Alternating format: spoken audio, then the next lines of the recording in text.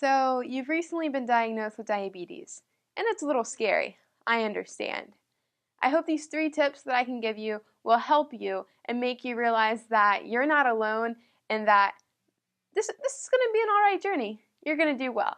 Number 1 is you can have your cake and eat it too. When you're first diagnosed, you feel like you're in the state of deprivation and you can't enjoy life, and that just isn't true. While eating a lower carb diet and exercising is definitely a good idea, you got to remember that if you feel like you're always in the state of deprivation, then you're never going to be happy and you're going to have these crazy desires for things that you technically shouldn't overdo. So, if you like pizza, have your pizza, but remember how your body processes it, and it's a little different than having vegetables, for example.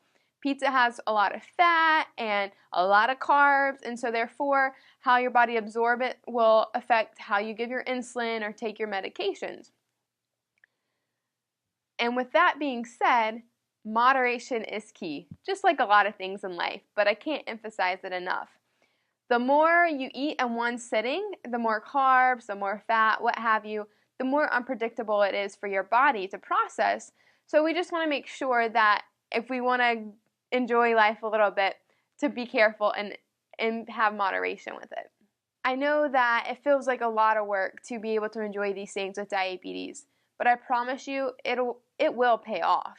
It will make you live a healthier and happier life on this journey, and it'll get easier, I promise. Our bodies can be a little unpredictable sometimes, but that doesn't mean we can't accommodate and figure out at least the overall way to handle certain situations. Number 2, there's no such thing as perfection. The good news is that we're all perfectly imperfect, including myself, and we all have different skill sets, and because of that, we can help each other, and that goes such a long ways when you have diabetes. And with diabetes, we're all quick to blame ourselves, or if you're a caregiver, quick to blame yourself for what might be happening to your loved one that has diabetes, but there's just some things that aren't in our control. For example, if you had a hard work day or school day that stressed you out, your blood sugars are probably going to go high. If you didn't get enough sleep, you're probably going to have a day filled with lovely high blood sugars. Or if you're a child and you're in those teen years, your hormone levels are really going to trip your blood sugars up just a little bit. And as hard as it might be, you just have to go with the flow and take it day by day, step by step.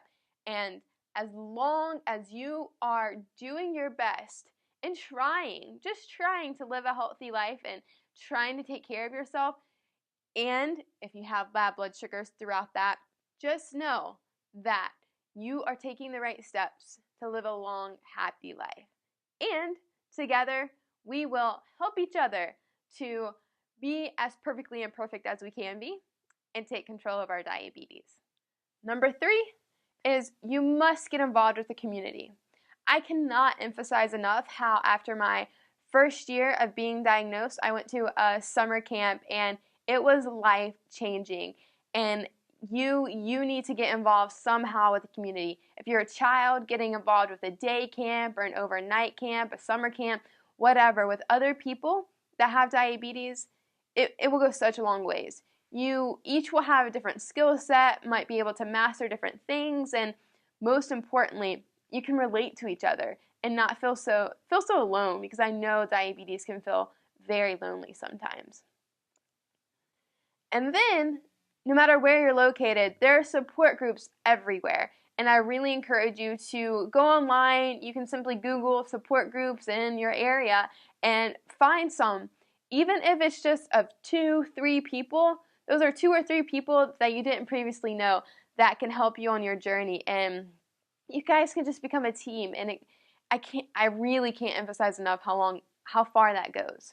And lastly is myself. I want to be a resource for you, and certainly I have gone through all these things myself, and my goal is to make you feel like diabetes is not in control of you. You're in control, and it doesn't limit you.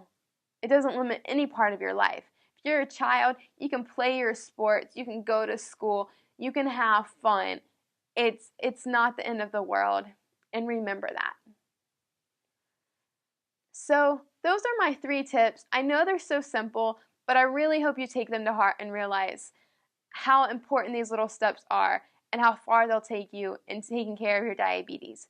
Don't forget that you can enjoy life, you can have your cake and eat it too, that you're perfectly imperfect, and that's a good thing as we work together as a team. And lastly, get involved with the community. I promise you it will go such a long ways.